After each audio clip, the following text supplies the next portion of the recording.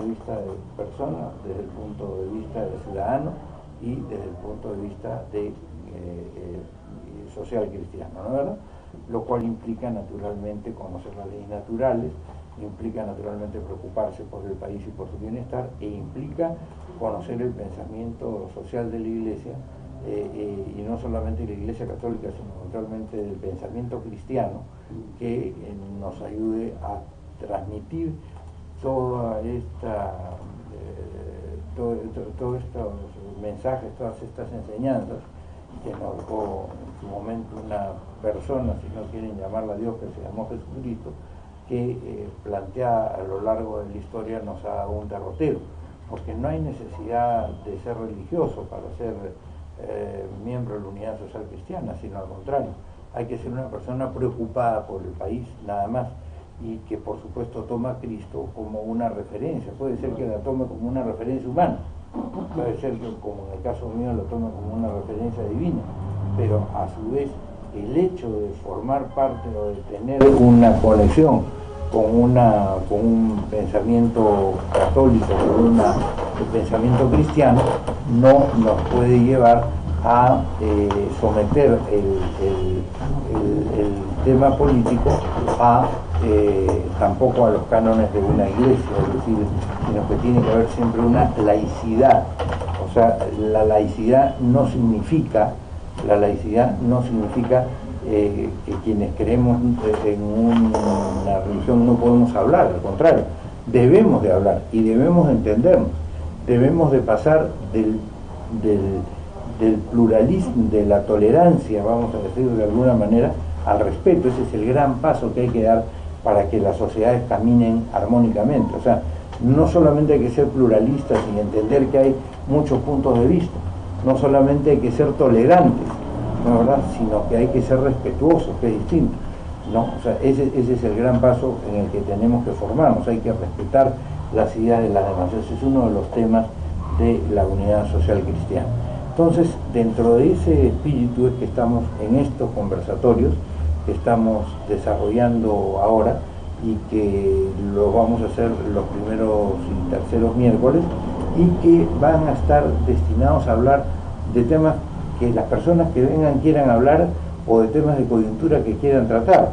Si el expositor o el disertante, en este caso yo, pero mañana Quique Penamás o David Torres o Juan Carlos o Alfredo, cualquiera de quienes están digamos en la formación social cristiana, o ustedes que ya se incorporan al Partido Unidad Social Cristiana, están hablando y hay algo que no sepamos, pues sencillamente no sabemos, ¿no? O sea, tampoco se trata de que seamos enciclopedias, ¿no?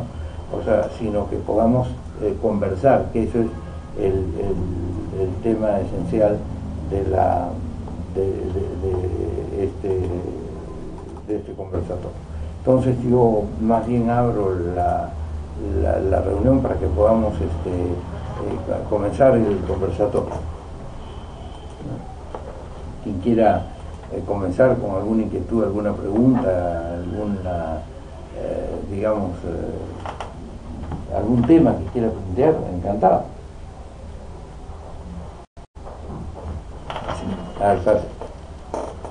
Buenas noches, doctor. Mi nombre es Patrick Villanueva, vengo de Barranco.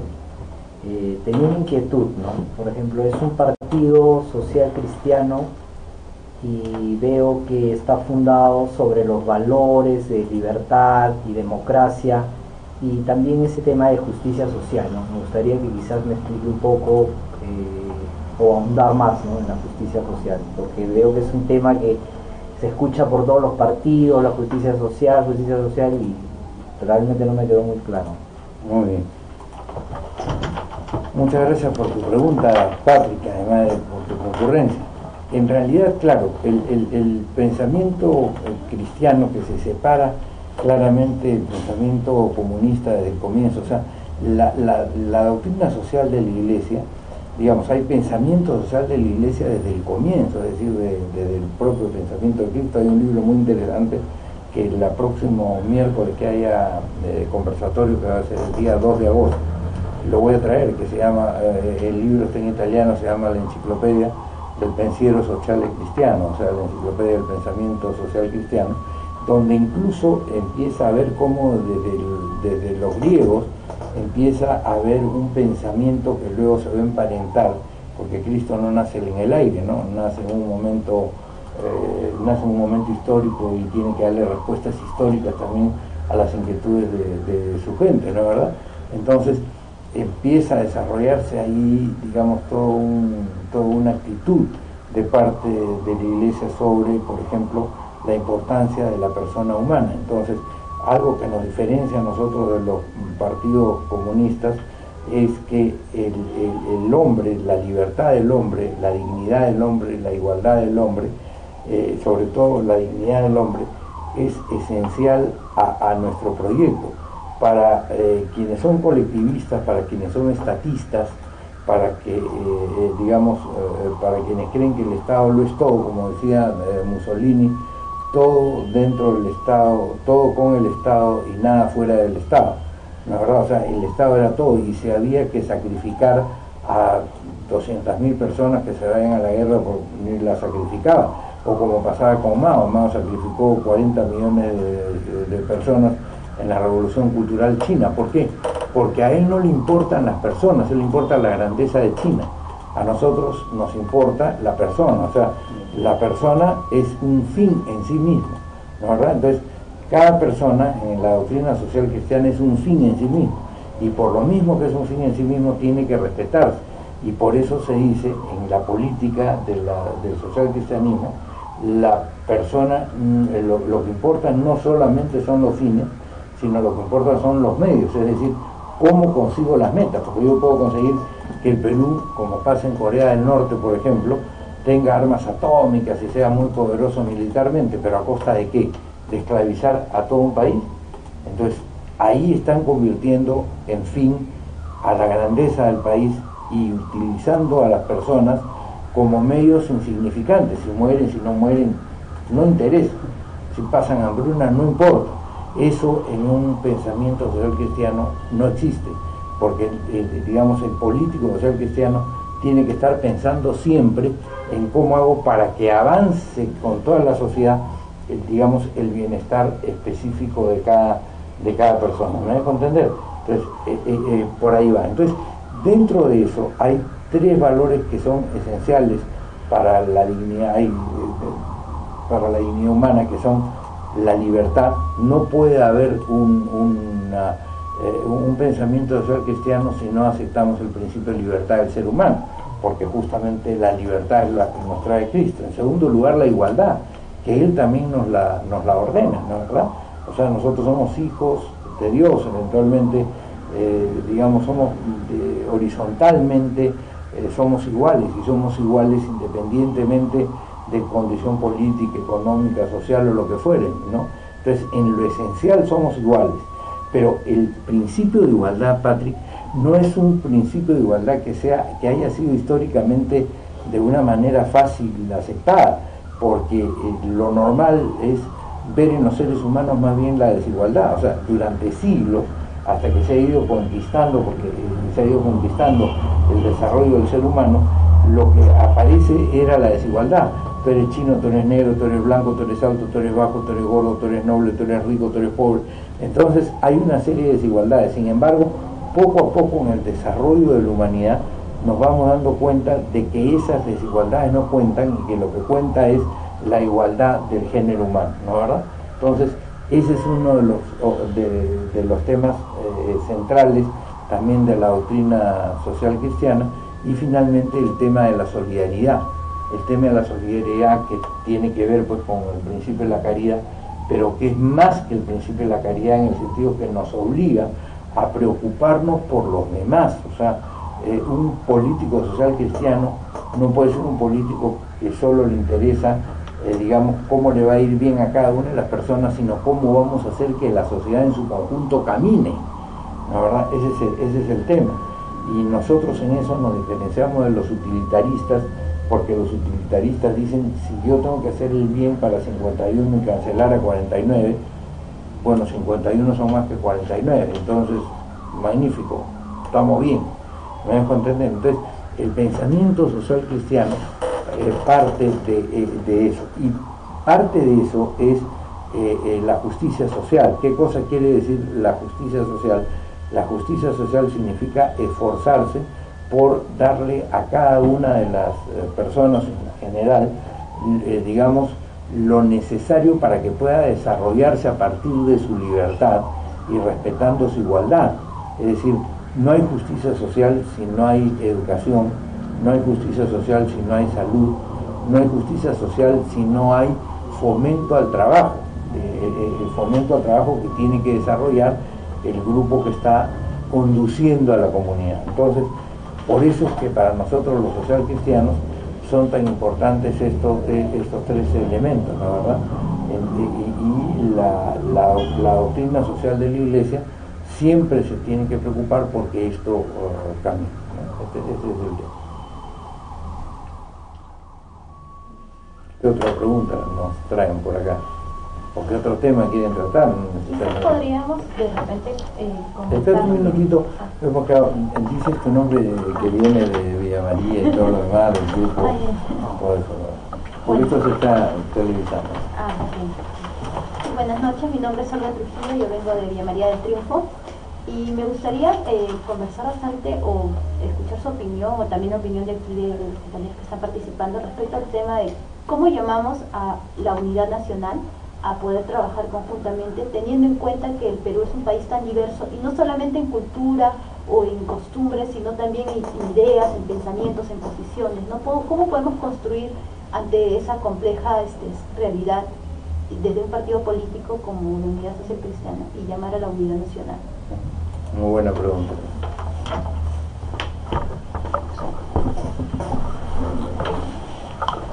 Bueno, ese es un tema muy interesante, porque digamos, el pluralismo es consecuencia de la libertad. Si el ser humano es libre, de todas maneras la sociedad va a ser plural. ¿Por qué? Porque el ser humano piensa de distintas maneras. Digamos, a uno le gusta una cosa, a uno le gusta otra cosa. En consecuencia, si los seres humanos tú le das el espíritu de libertad, de todas maneras en el conjunto vamos a tener que ser plurales, porque no todos vamos a pensar lo mismo. Ayer escuché o miré en la televisión, vi en la televisión un cintillo, y había una parlamentaria de PPK que se apellida Choquehuanca y que decía: en el Perú solo necesitamos un partido, Dios nos libre. Un partido es el partido nazi, es el partido o es el partido fascista de Italia, o es el partido comunista china, o es el partido comunista cubano, o es el partido de Maduro. O sea, las dictaduras tienen un solo partido. ¿Por qué? Porque en las dictaduras no respetan la pluralidad. Entonces, el sueño de ellos es que haya un solo partido. Eso no es posible. O sea, la unidad no se construye sobre la uniformidad, sino la unidad se construye sobre el respeto, sobre la base filosófica de que tú eres libre para pensar y en consecuencia tú respetas el pensamiento de los demás. Pero hay algo que entre todos buscamos, como quien dice, el mínimo común denominador. Ese mínimo común denominador es el que tiene que ser nuestra unidad. Y un país como sociedad, como nación, tiene que construir su mínimo común denominador, es decir, su grupo de ideas, sus núcleos de ideas centrales, en las cuales tiene que efectivamente compartir como nación, ¿no, verdad? La nación es la agregación de un conjunto de gente, pero Ernest Renan, que es un gran pensador francés, decía a comienzos del siglo pasado, a comienzos y mitad del siglo pasado, decía: ¿qué es una nación? Una nación es un plebiscito de todos los días. Él escribe eso en un libro que se llama ¿Qué es una nación?, precisamente. ¿Qué es una nación? Es un plebiscito de todos los días. Él decía, yo me levanto en las mañanas y me hago la pregunta, ¿quiero ser peruano? Si la mayoría, si la gran parte contestamos sí quiero ser peruano, la nación peruana existe. Si en un momento determinado digamos, entre un desánimo absoluto, como puede pasar en algunas sociedades que son lo que se llaman failed states, o sea, estados fallidos, ya que están hasta las patas, pues, o sea, que no tienen futuro, que la gente misma ve que ya no tiene futuro. Entonces, la gente, exacto, la gente pierde la confianza en el Estado y a ti le preguntan a ellos, ¿tú quieres ser de Somalia? No, no, yo no quiero ser de Somalia, maldita sea la hora en que nací acá, se acaba Somalia, ¿me dejo entender? O sea, se empieza a desmoronar Somalia, empieza a dejar de formar, de ser una nación. Entonces nosotros lo que tenemos que hacer en nuestro país y en general como pensamiento social cristiano es encontrar ese mínimo común denominador, ¿no, verdad? ¿En dónde puede estar ese mínimo común denominador? En el respeto a la libertad, en el respeto a la igualdad, que no son solamente frases genéricas, sino que son frases que se concretan en derechos, ¿no, verdad? Y no tenemos que ser todos iguales, digamos uniformes. Somos iguales en lo esencial, pero somos distintos en una cantidad de cosas, ¿me dejo entender? Somos distintos en gustos, somos distintos en capacidades, somos distintos en 100.000 cosas, pero esa distinción en capacidades no ataca nuestra base de dignidad. Por eso es que cuando en el sistema democrático, que según los papas, el Papa Juan Pablo II escribía con toda claridad, decía, el sistema político que los cristianos debemos de apoyar sin ninguna duda es la democracia, porque la democracia respeta la libertad y la igualdad de los seres humanos y reconoce su dignidad. En una dictadura, el dictador no respeta la igualdad ni la libertad. En una dictadura el que manda porque se cree superior a los demás, no porque haya recibido el voto de la gente, sino porque él se cree superior a los demás, y en consecuencia, si se cree superior a los demás les quita su libertad, porque aquel que se oponga a su libertad, a su mandato, a su deseo, a lo que quiere, simplemente como está pasando ahora en Venezuela, es decir, no le respeta su igualdad. Entonces fíjense ustedes cómo todos estos conceptos aterrizan en la realidad de los países, o sea, no están en el topos Uranus, no están en la estratosfera, están en el país concreto, y ese es el gran reto que tenemos nosotros como políticos, o sea, hacer que efectivamente esos principios aterricen en concreto y que no sean pura palabrería. Entonces, ¿qué es lo que sucede? El dictador manda porque se cree superior a los demás. Estamos viendo que Venezuela entera le está diciendo a este señor, ándate, ¿no es verdad? Que además fue elegido con trampa en un proceso donde no se respetó a la mayoría y donde lamentablemente América Latina falló en el compromiso que tiene a través de la Organización de Estados Americanos de fomentar y promover las democracias, ¿no es verdad? Y le consintió, entre ellos el Perú, lamentablemente con Roncayolo y con Humala. Ustedes recordarán cuando este tipo viene el primero Roncayolo se hace el valiente, lo cual estaba muy bien, estaba bien que fuera valiente. Lo que no estaba bien es que flaqueara rápidamente en su valentía, digamos, ¿no es verdad? Entonces dice, vamos a ponernos duros para que haya democracia en Venezuela, pero inmediatamente el otro se puso terco, ¿sabes? Lo digo por qué, de repente porque le habría dado mucha plata en la campaña, y entonces le dijo, bueno, si tú no te matriculas, yo simplemente suelto lo que sé y punto, se acabó el tema, ¿sabes? Lo digo, no lo sé, pero lo que voy es que fallamos como nación. ¿Por qué? Y consentimos en América Latina y en América en general que este sujeto se impusiera porque quiere, porque nadie lo está sosteniendo ahí. Ahora, cuando tú manejas un país, incluso si has sido elegido democráticamente, tú no tienes derecho a quitarle su dignidad, ni siquiera a uno, por muy minoría que sea.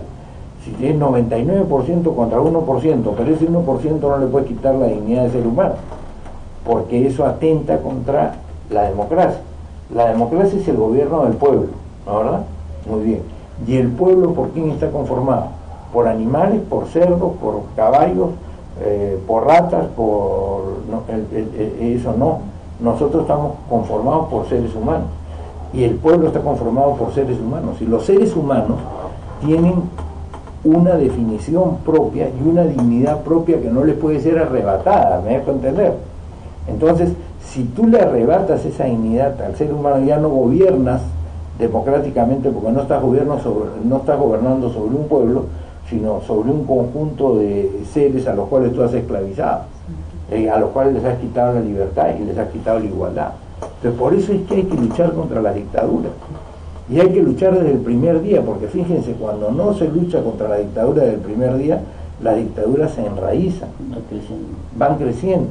Y la única manera de sacar a los dictadores, lo estamos viendo y lo vimos en la época de Fujimori, es a patadas. No hay otra forma de sacar, no entienden otro lenguaje que no sea la fuerza. Esa es la historia. O sea, los seres humanos tenemos que entender eso. Si no entendemos eso, entonces sencillamente estos tipos que empiezan disfrazando como hizo Fujimori, que se dicta una constitución. ¿Cuál es la razón de dictar la constitución? Engañar a la población. ¿Para qué dictó una constitución? Para decir que era democrático, pero no era democrático. O sea, eso fue un embuste, me dejo entender. Entonces ese es un tema que nosotros tenemos que tener siempre bien en claro. Entonces, por eso es que la unidad no es lo mismo que la uniformidad.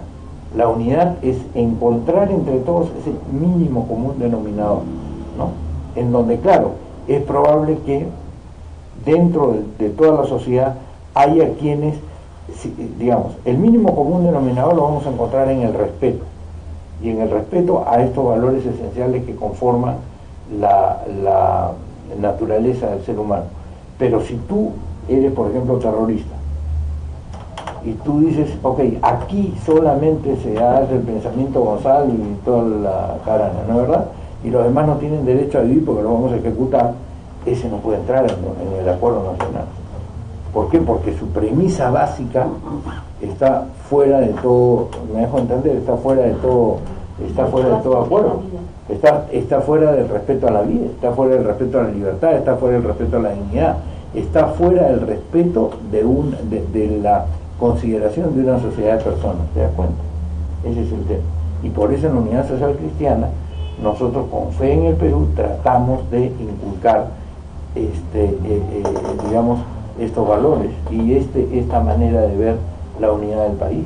Nosotros podemos ponernos de acuerdo con cualquiera que respete estos valores, y nosotros tenemos como tarea predicar esos valores, convencer con esos valores.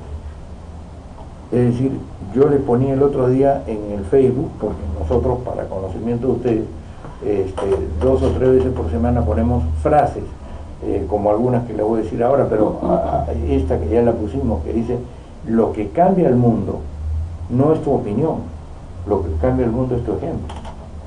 O sea, porque opiniones hay miles. Ustedes ven todos los días gente que opina y que habla y que se sienten la maravilla en patas.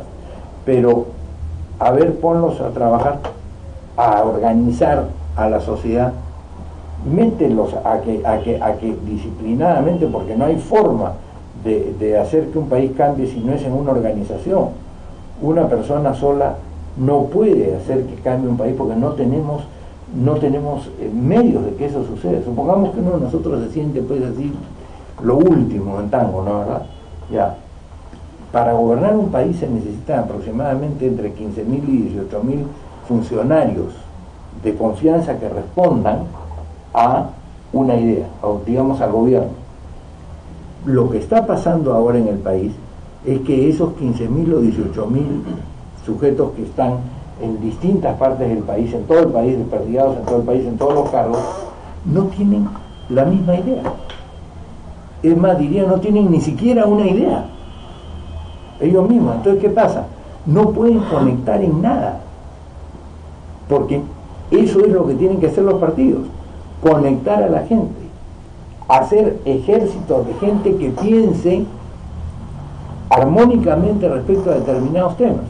Yo les cuento, por ejemplo, una anécdota de cuando yo era diputado, que alguna vez algunos de los muchachos que están acá, que ya tienen tiempo, me han escuchado.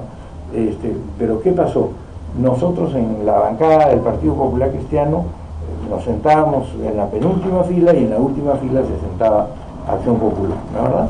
Pero nosotros estábamos sentados, y en eso aparece un proyecto de ley, no sé si lo presentaban los comunistas o los apristas, pero que eran en ese momento mayoría entre los dos, ¿no, verdad? había ganado Alan García y los comunistas tenían una buena representación. Entonces entre ellos decían que juntos ellos eran el 80% del Perú. Entonces presentan un proyecto de ley a favor del aborto. Ninguno en el Partido Popular Cristiano, que era el Partido Social Cristiano de la época, se movió de su asiento. O sea, seguimos haciendo lo que estábamos haciendo. Yo recuerdo que en ese momento estaba preparando un proyecto de ley, Javier Bedoya, que se sentaba a mi lado, estaba no sé qué haciendo, Bobby conversaba con Elías sobre algún tema, en fin, cada uno seguía haciendo su cosa. Y nosotros hablábamos, escuchábamos, así de pasada, pero la verdad ya sabíamos de qué se trataba el tema y la verdad no nos preocupaba mucho. Cuando escuchamos, yo me siento así en el escaño y escucho la conversación de la gente de Acción Popular, ¿no? Está Aure Segarra, Vitocho, Chunga, Villa Durán, Paco de la Hunde, todos esos diputados de la época, ¿no es verdad? Y entonces, ¿cuál era el debate entre ellos? ¿Y ahora qué hacemos? ¿Cómo vamos a votar? No sé, ¿cómo vamos a votar? Pucha, que si votamos así perdemos votos, pero si votamos así también perdemos votos, hay que ver. Mejor esperamos, no lo votemos y vamos a ver qué dicen las encuestas. Y de acuerdo a eso votamos. Es decir, en el PPC, en el Partido Social Cristiano, a nadie se le ocurrió que teníamos que votar a favor. O sea, todos sabíamos desde el momento que lo presentaron que íbamos a votar en contra. O sea, porque eso está dentro de la doctrina nuestra, me dejo entender. Pero en el otro lado era no qué es lo que está en nuestra doctrina, qué es lo que le hemos ofrecido al país, sino qué es lo que me conviene a mí para yo votar y ganarme alguito con ese voto. Esa es la diferencia entre un partido doctrinario y un partido que no lo es. ¿Se dan ustedes cuenta? Ya, nosotros no queremos hacer un partido no doctrinario. Nosotros queremos hacer un partido con gente formada sobre valores y sobre los valores cristianos en los cuales la mayor parte de la población cree, y quienes no son cristianos también creen, aunque sean agnósticos, o por lo menos respetan la figura de Jesús. Entonces, muy bien, pues. Entonces, se dan ustedes cuenta cómo es necesario que haya 15.000, 18.000. ¿Y quién forma esto? Lo forman los partidos. Pero a ver, ustedes hagan, ¿cuál fue el último viaje que han hecho fuera de Lima? ¿Cuál es el último viaje que has hecho tú? Fuera de Lima, ¿no? Fui hace aproximadamente unos 8 meses. ¿A dónde te fuiste? Fui a São Paulo. A San Paulo, no, pero eso es en el Brasil. No, pero acá en el Perú. Ah, ya, fue en enero. En enero. A Tumbes. A Tumbes te fuiste, ¿no es verdad? Muy bien, te fuiste a Tumbes. ¿Y tú dónde te fuiste de viaje la última vez en la provincia? Hace muchísimo que no viajo. No viajas, no hace muchísimo, muy bien. Ya, ¿y tú a dónde te fuiste de provincia? A Zapampa. ¿Cuándo te fuiste? En Semana Santa. Hasta hace poco. Sí. ¿Y tú a dónde te fuiste de provincia? También igualita, gracias. Se fueron a Zapampa. Muy bien. ¿Cuántos locales políticos vieron abiertos ese día o vieron funcionando en Oxapampa o en Tumbes? Ninguno. ¿No, verdad? Ni en San Ramón, ni en Oxapampa, ni en ninguna parte.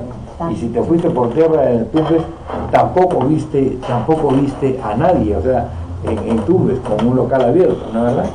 Eso es pues lo que pasa. Por eso es que estamos fastidiados, porque no hay partidos. Como metiéramos a jugar ahorita, como si nos pusiéramos a jugar ahorita a fútbol. Entonces se nos ocurre ir donde Gareca y le decimos, mire, yo conozco aquí a Martín, que Martín es un gran jugador, ¿por qué no lo pone? Bueno, porque no ha venido a entrenar. No, pero póngalo porque es buenísimo de todas maneras, que eso es lo que hacen los independientes, o sea, entre comillas, ¿no, verdad? Póngalo a Martín, póngalo a Patri, póngalo a David, póngalo a Juan Carlos, póngalo a cualquiera, ¿me dejo entender? Ok, entonces es como si nos juntáramos 11 y dijéramos vamos a ganar el campeonato, digamos últimos de todas maneras, pues imaginémonos que aquí nos juntamos, nos vamos a allá. Además somos 11 y yo me presento donde Gareca y digo, pues mire, ya que no va a jugar Guerrero en el próximo partido porque está suspendido, ¿qué Farfán ni qué 8 cuartos? póngame a mí. Entonces, ¿por qué? Porque yo soy buena gente. Sí, pues seré buena gente, pero peso 100 kilos y tengo 65 años y no puedo correr ni 5 minutos. Entonces, no basta ser buena gente para poder jugar bien, me dejo entender. Entonces, hay que ser un equipo. Eso es lo que hay que hacer como partido. O sea, eso es lo que tenemos que tener, un partido que no tiene que tener 18.000, sino tiene que tener 54.000 cuadros. ¿Por qué? Porque en un periodo de 5 años normalmente los funcionarios van cambiando. Entonces tienes que tener 3 equipos más o menos parecidos para poder eventualmente hacer que la gente gobierne armónicamente el Perú. Pero si tú tienes, como en el caso de lo que está pasando hoy día en el partido de PPK, que es gente que llegó al poder y que se ha conocido de repente el día que fue a jurar en el gabinete. Oye, te presento a Pedro Pérez, que va a ser ministro de Economía. Ay, qué gusto, mira, yo voy a ser ministro de Salud. Ay, qué bien, y mira, ya va a estar el ministro del Interior. Pero no se conocieron nunca antes, no conversaron. ¿Cómo vamos a hacer un buen gobierno así? Y lo mismo pasa en eso que se llama Fuerza Popular, ¿no es verdad? Ok, de esos 72, ¿cuántos se conocían antes de? Si no hay locales abiertos, ¿dónde hicieron vida en conjunto? ¿Dónde hicieron, dónde se formaron? Bueno, eso es, me dejo entender, lo que nosotros queremos que no pase en este partido. Y por eso queremos comprometer a los peruanos a que vengan a la Unidad Social Cristiana, a que nos ayuden a recoger sus firmas, porque tenemos que vencer la trampa esta de la argolla electoral, en la cual le han puesto 730.000 firmas para que los jóvenes, imagínense ustedes que son jóvenes la mayor parte, quieren hacer un partido, necesitan recoger 730.000 firmas, es decir, en algunos casos 19 veces más de lo que recogieron los partidos cuando se inscribieron algunos de estos partidos, o 7 veces y media más de lo que se inscribieron del número de firmas que se inscribieron ellos. ¿Me dejo entender? Entonces, esto es una trampa que está hecha precisamente para que no juegue nadie. Entonces, bueno, no importa, la vamos a vencer, pero la vamos a vencer en la medida en que cada uno de los que nos escuchen nos dirige una de estos y diga, ok, yo voy a colaborar con 30 firmas, con 50 firmas, con 20 firmas, con 100 firmas, vamos a organizar un equipo aquí en Oxapampa, lo vamos a hacer en Cerro Colorado, en Arequipa, o lo vamos a hacer en José Leonardo Ortiz, en Chiclayo, o lo vamos a hacer en Zaposoa, en la provincia de Guayaga, en San Martín, en fin. Entonces avisen, ¿no? Y vamos a vencer, ¿no es verdad? Pero por eso es necesario los partidos, porque aquí no hay partido, por eso es que pasa esto. Y por eso es que ustedes tienen en las bancadas, tienen gente que dice A, y otra que dice M, y otra que dice Z. Todos dicen diferente. ¿Por qué? Porque en ninguno de los casos están eventualmente, digamos, unidos porque no saben nada, ¿no? ¿Verdad? Son, como dice Ana María Liberati, que nos está escribiendo aquí, operadores electorales, ni siquiera operadores políticos, porque la política significa preocuparse por la polis, por la ciudad. Polis es una raíz griega, ¿no es verdad?, que quiere decir ciudad. Entonces el político es el que se preocupa por la polis, pero estos no se preocupan por la polis, se preocupan por cómo ganan las siguientes elecciones para seguir en el poder. Y los que hoy día están haciendo política responden más al criterio de Joe Schumpeter, que es un politólogo del siglo pasado, que decía, ¿qué cosa es un partido político? Es un partido político, es un grupo de gente que se reúne para llegar al poder y para mantenerse en el poder. Punto. Nada de ideología, nada de doctrina, nada de unidad, nada de nada. Es un grupo de gente que se une para llegar al poder y para mantenerse en el poder. Si ustedes analizan lo que está pasando en el Perú, efectivamente eso es pues lo que nosotros está pasando.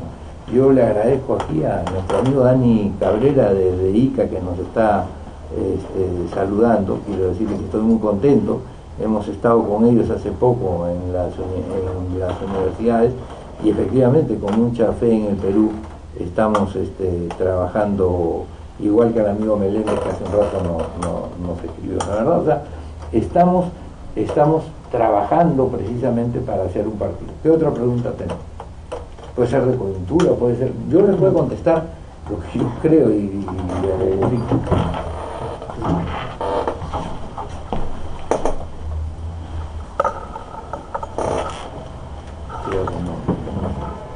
Buenas noches, doctor Orea. De todos los presentes, mi nombre es Rogelio, tengo 23 años del distrito de Lagostino. Quiero realizar una pregunta respecto a la coyuntura que es actual del indulto a Alberto Fujimori. Yo soy un convencido antifujimorista y usted también lo es. Entonces, dado el precepto británico de divide y vencerás, ¿usted cree que es conveniente ahora indultar a Alberto Fujimori con el único fin de dividir el partido y vencerlos? Una buena pregunta, Rogelio, y gracias por hacerlo, porque este es un tema que está en debate, es un tema que está en discusión. No sé qué ha pasado aquí. Este es un tema que está en discusión. Está corriendo la imagen. Sí, perfecto, no porque ha caído. No, está bien. Ok, eso no tiene nada que ver. Sí. Yo soy muy malo en tecnología, la verdad. Así que bueno. Mira, Rogelio, yo no creo en el indulto a Alberto Fujimori. Y lo digo con toda franqueza. Para mí, igual que en el tema del aborto, no se trata de cuántos están más y cuántos están menos. Y no creo por una razón. Porque mira, ¿qué cosa es al final el indulto? Es un perdón, ¿no es verdad? Vamos a utilizar el símil de la confesión cristiana. Cuando Dios nos perdona nuestros pecados, por supuesto. Y entonces, para eso, tenemos que haber hecho un examen de conciencia, tenemos que tener dolor de corazón.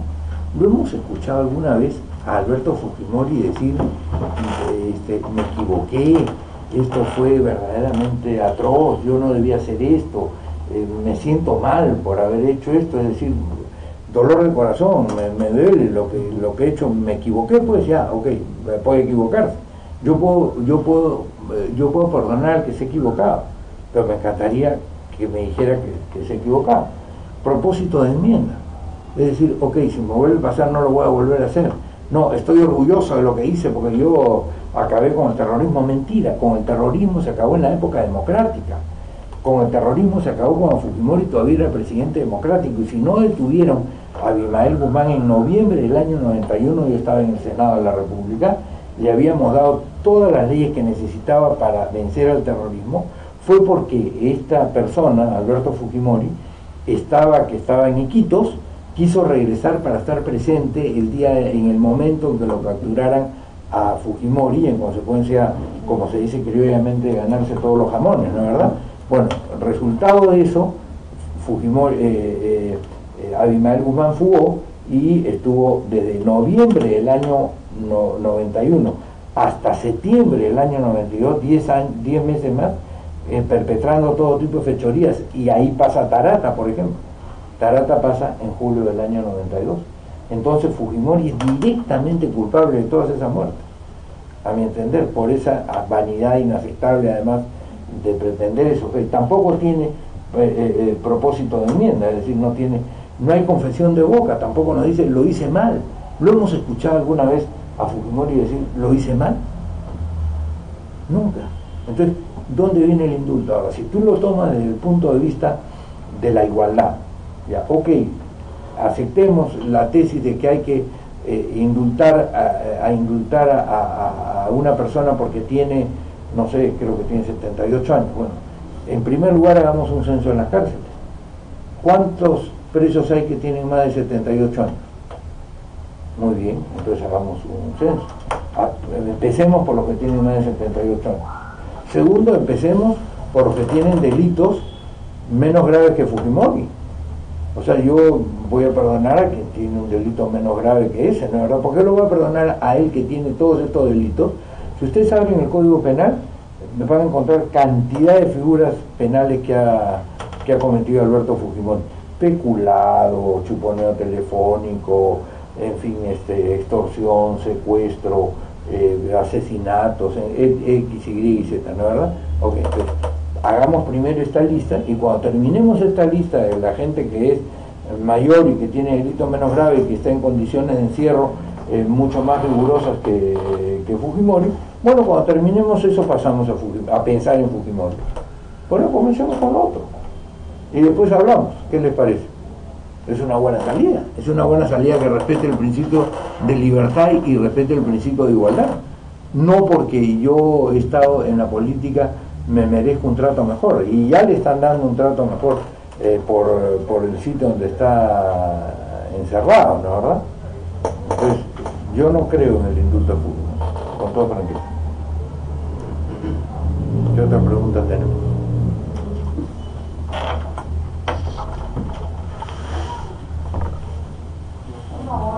Buenas noches, doctor Orea. Yo vengo de Cercado Lima, más que nada a cerca de Breña, ¿no? De organización Chacrarío Sur. Claro. Bueno, mi nombre es Julián Segarra, ¿no? Mi pregunta sería, ¿por qué los ciudadanos hemos perdido la confianza en los partidos políticos? Creo que si no hubiera las multas que tenemos que pagar en las elecciones, tenemos que ir, pero si no hubiera multas, creo que nadie se iría a votar, porque veo que han perdido la confianza, ¿no? Y quiero saber el motivo de la razón. Mira, se ha perdido la confianza en los partidos políticos porque los partidos políticos no cumplen su tarea, no forman cuadros, y cuando hay elecciones eventualmente prometen que van a hacer una representación democrática y ponen al que más billete les pone para que lo pongan en una lista, ¿no es verdad? Entonces, yo no soy de los que cree en el voto preferencial, eso en algún momento lo discutiremos, de repente hoy día ya no tengamos tiempo para eso, porque tampoco quiero hacer de esto una cosa. ¿Qué les parece una cosa de 1 hora y cuarto? Puede ser buena, aceptable, digamos, para que no sea tan largo, ¿no es verdad? 1 hora y cuarto, y a las 9 y cuarto nos vamos, y volvemos el próximo miércoles, el miércoles 2 de agosto, con las preguntas del caso. Pero volviendo a tu pregunta, Julián, entonces, ¿por qué? Porque los partidos no han cumplido con su tarea. Entonces, si yo me pongo al grupo de baile ¿perdón? De la Nueva Semilla. De la Nueva Semilla, ¿no es verdad? En Villa María del Triunfo. Y la Nueva Semilla no se dedica al baile, sino se dedica a tomar cerveza. Bueno, yo no voy a ir a la Nueva Semilla, pues, no, ¿para qué me voy a poner si lo que yo quiero es bailar? Entonces, ¿por qué voy a ir a la Nueva Semilla? No. La Nueva Semilla se quedará sin gente, digamos, ¿no es verdad? O se inscribirán los borrachos, pero no se inscribirá la gente que quiere bailar. Entonces, eso mismo pasa en los partidos políticos. La gente quiere aprender. ¿Pero qué va a aprender? Miren, yo he tenido el inmenso privilegio, a Dios le doy gracias, de haber sido discípulo de don Raúl Aya de la Torre, que justo el 2 de agosto será un aniversario más de su muerte, que falleció en el año 79, en el caso van a ser 38 años de la muerte de Aya de la Torre, de Andrés Towns, de Ramiro Prialé. Tengo el privilegio de haber trabajado cercanamente con Héctor Cornejo Chávez, de haber sido su alumno en la universidad, y un alumno que era muy cercano de él, la verdad, de Luis Bedoya Reyes, de Bobby Ramírez del Villar, de Mario Polar, de Javier Puigros, es decir, de gente que, ¿verdad? Y de ser compañero de luchas con Ángel Delgado, con Fernando de la Flor, con César Rodríguez Rabanal. Entonces, claro, yo he sido una persona que ha tenido vocación política toda su vida, y por eso de seguro me rodea esa gente. Muy bien, pero a ver, si ustedes se imaginan a Becerril en un conversatorio tipo diálogos de Haya, a Becerril, ¿no? Ustedes saben quién es Becerril, ¿no? Claro. Ustedes se imaginan a la señora Chacón conversando como podría estar conversando Luz Álvarez de Schultz, por ejemplo, para quienes la conocieron, una doctrinaria magnífica, ¿no es verdad? No, imposible, ¿me dejo entender? Entonces, bueno, tenemos lo que tenemos, porque los partidos, ¿saben dónde se produce el quiebre de los partidos? Se produce cuando se acomplejan después del golpe de Fujimori. Viene toda la campaña de Montesinos, que los partidos estaban vencidos, que no servían para nada y todo lo demás, y ellos, que debieron hacer la oposición a Fujimori, se quedan callados, y tiene que salir de la sociedad civil una institución que inventamos que se llamó el Foro Democrático. ¿Ustedes recuerdan el Foro Democrático? El Foro Democrático fue una institución que nace en la sociedad civil para, digamos, decirle al país desde 1993 que la dictadura no era the only game in town, como dicen los gringos, el único juego en el pueblo, el único sitio a donde se podía ir, sino que también existía la democracia, que era mejor, y nosotros siempre dijimos, la peor de las democracias es mejor que la mejor de las dictaduras, y eso lo seguimos sosteniendo en la Unidad Social Cristiana, ¿no? O sea, la peor de las democracias es mejor que la mejor de las dictaduras. ¿Por qué? Porque en la democracia, aun cuando sea mala, como dice Norberto Bobbio, otro de los grandes pensadores italianos que yo les recomiendo lean sus libros, por ejemplo, tiene un libro lindísimo que se llama Derechas de Izquierdas, la historia de la democracia, de Senectude, que quiere decir sus reflexiones de viejo, etcétera, etcétera, muy bien. En todos estos libros, Bobbio nos dice lo que hace mejor a la democracia en todo caso es que podemos reemplazar al gobernante de manera pacífica. O sea, aunque solamente fuera por eso, sabemos que el mal gobernante tiene un plazo. Imagínense a Alan García, de su primer gobierno, ¿tú te acuerdas, Julián? Tiene un plazo, ya se va a ir, se fue el 28 de julio del 90. Se fue porque había democracia. Fujimori no se fue nunca. No se fue sino cuando tuvo que irse porque le descubrieron las cochinadas que estaba haciendo como Montesinos, si no, no se iba. ¿Me dejo entender? Porque como les decía al comienzo, ese es el signo de la dictadura. ¿Qué es lo que pasa en Venezuela con Maduro? ¿Cuándo se va a ir Maduro? Cuando lo voten. Maduro no se va a ir, ya le han ganado las elecciones. Ya les han ganado las elecciones varias veces, pero no se va. ¿Por qué? Porque eso no es una democracia. Supongamos que los venezolanos mañana eligen de presidente a Antonio Ledesma o a Leopoldo López o a Enrique Capriles o a cualquiera de los políticos venezolanos o a María Corina Machado, y resulta que es una mala gobernante. Ya pues a los 5 años se va y tenemos otro gobernante y no hemos gastado sangre del pueblo en eso. ¿Me dejo entender? Eso no pasa en la dictadura. En la dictadura siempre los cambios son con sangre. Piensen ustedes en Pinochet en Chile, sí. Piensen en los dictadores argentinos, ¿se dan ustedes cuenta? Entonces piensen en República Dominicana con Trujillo.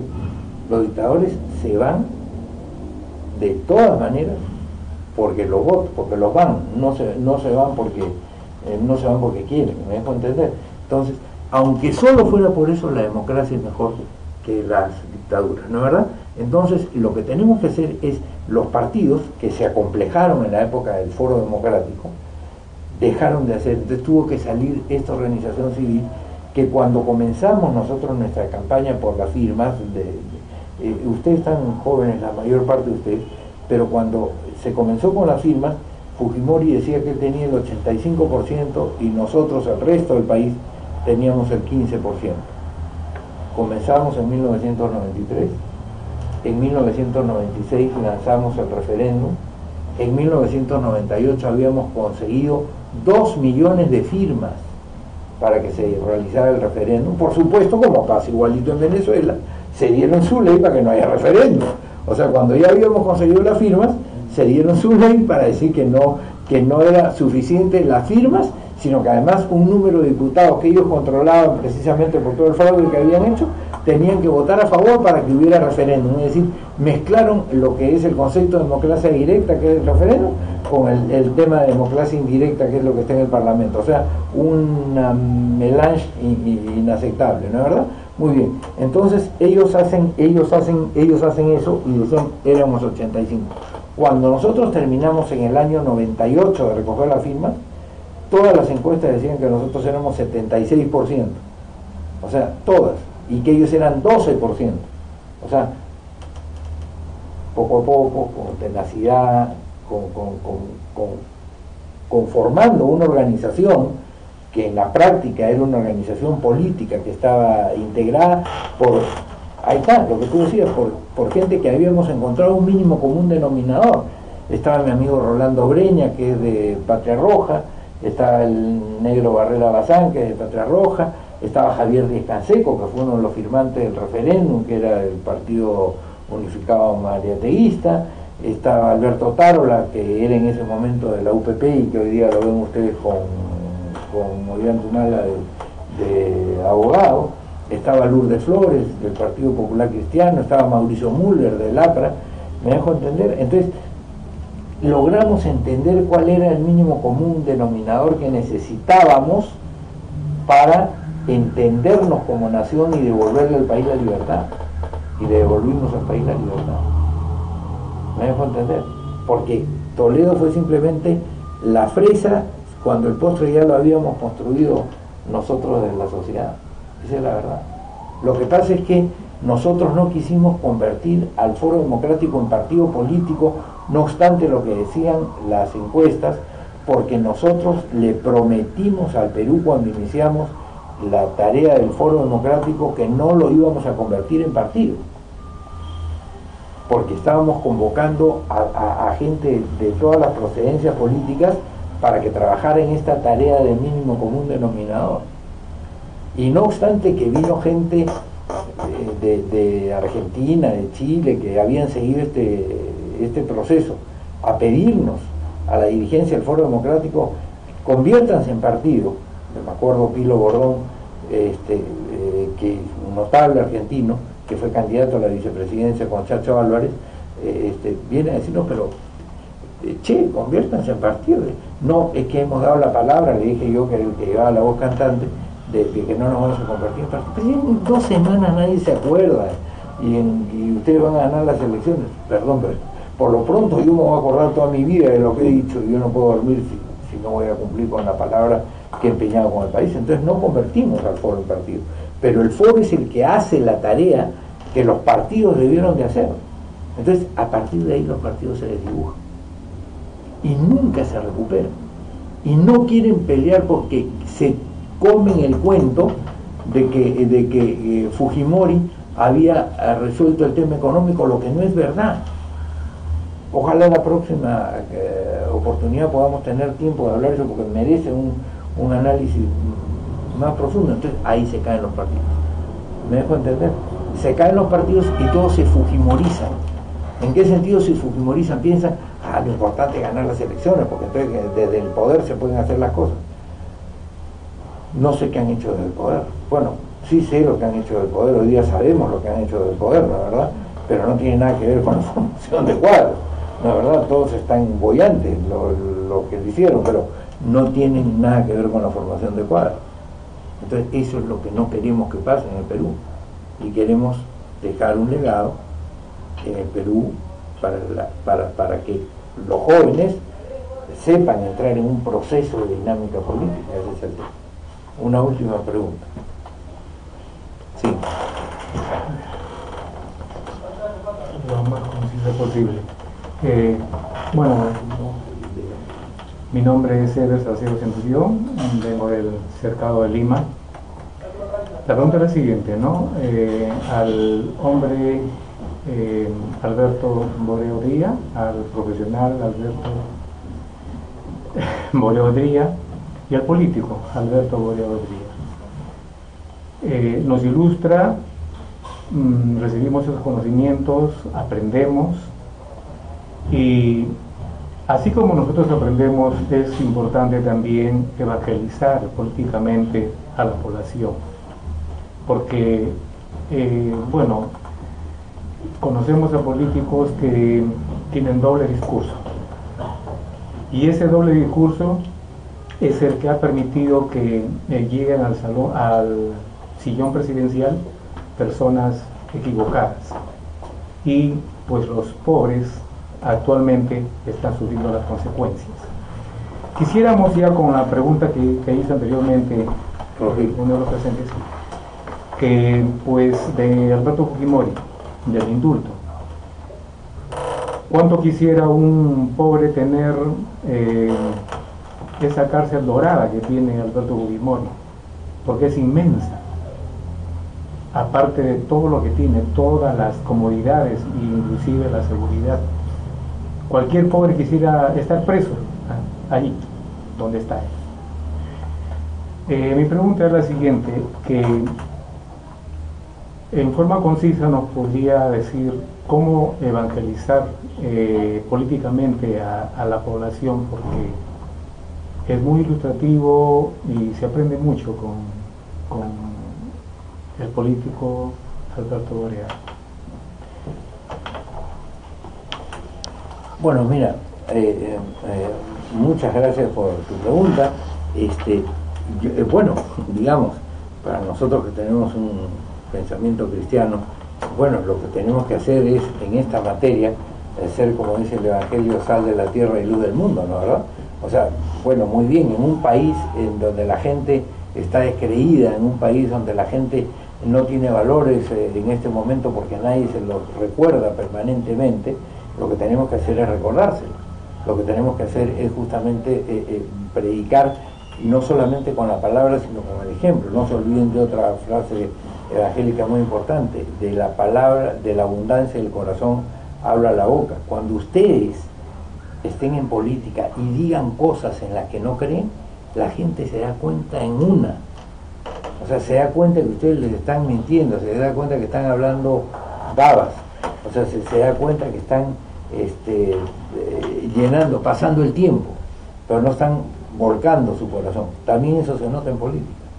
Cuando ustedes den un discurso, si ustedes dan un discurso y no están pensando en el discurso, es como esos cantantes que repiten la letra sin pensarla. ¿Qué es lo que diferencia a un gran cantante de un tonadillero?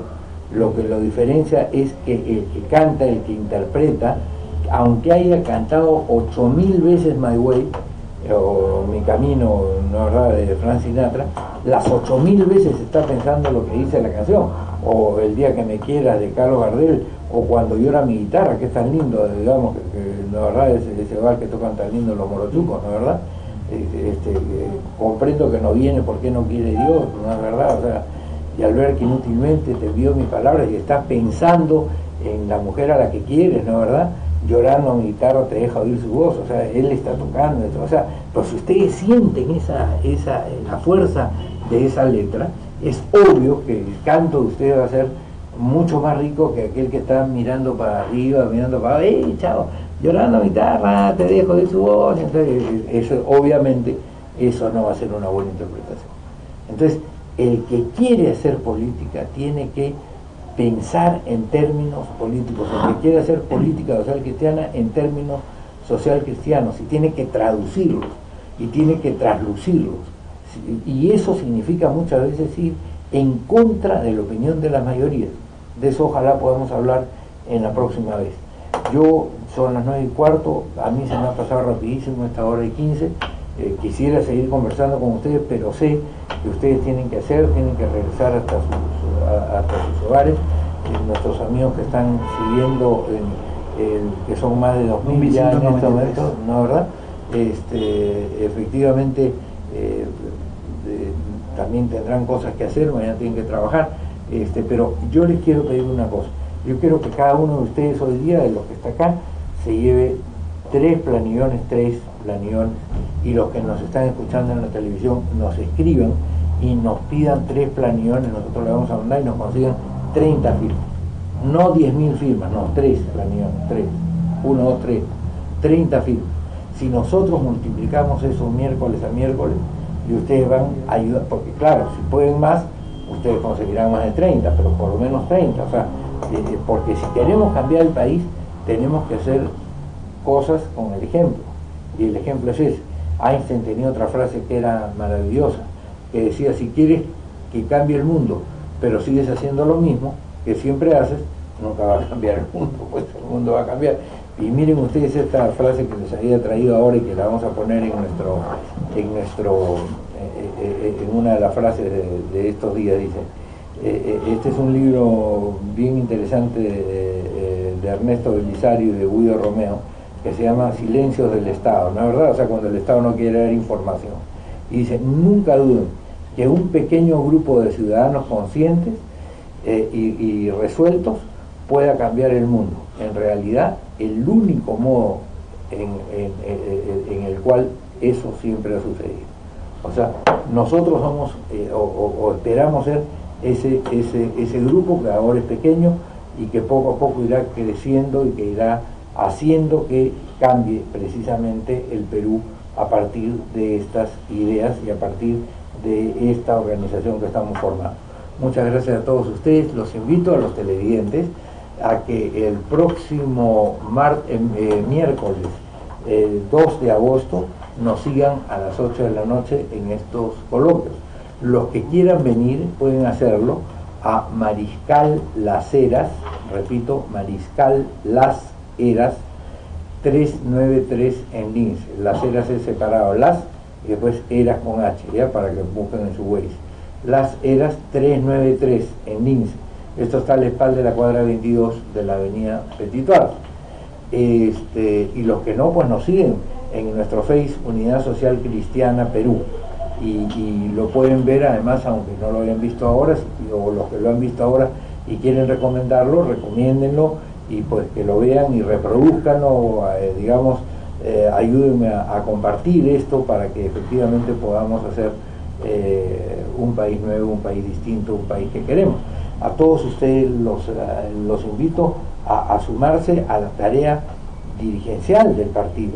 O sea, nosotros vamos, los muchachos son testigos por todas las universidades y hablamos, y yo les digo a los chicos, estamos volviendo a la política y yo quisiera que ustedes me ayuden, y se inscriben 100, 150 muchachos. Entonces necesitamos que los chicos que van a estar con nosotros en Chiclayo, en Ferreñafe, en Lambayeque, en Julcán, en Otusco, en Trujillo, en Paiján, en donde sea, digamos, tengan siempre alguien con quien conectarse y que le vayan dando lecturas y que vayan sintiendo que la dirigencia del partido se va ocupando de todo el país. Esa es una de las maneras como se construye política. La política es una red que necesita de muchos adultos. Ya les digo, necesitamos 15.000 cuadros por vez y necesitamos 45.000 para poder gobernar sólidamente a un país bajo una doctrina.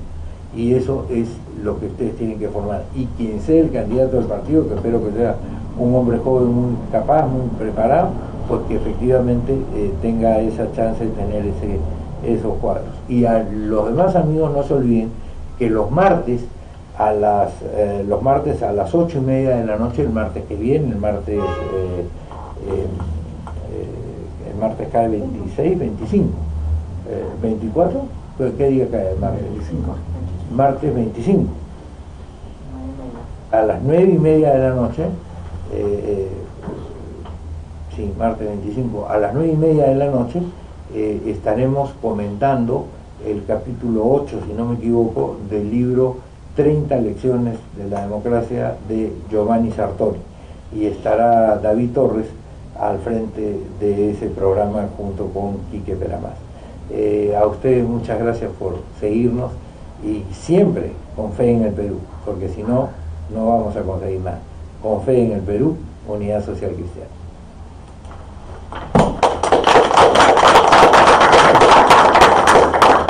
Bueno, y muchas gracias por venir, de verdad me han animado mucho y de verdad espero que podamos seguir contando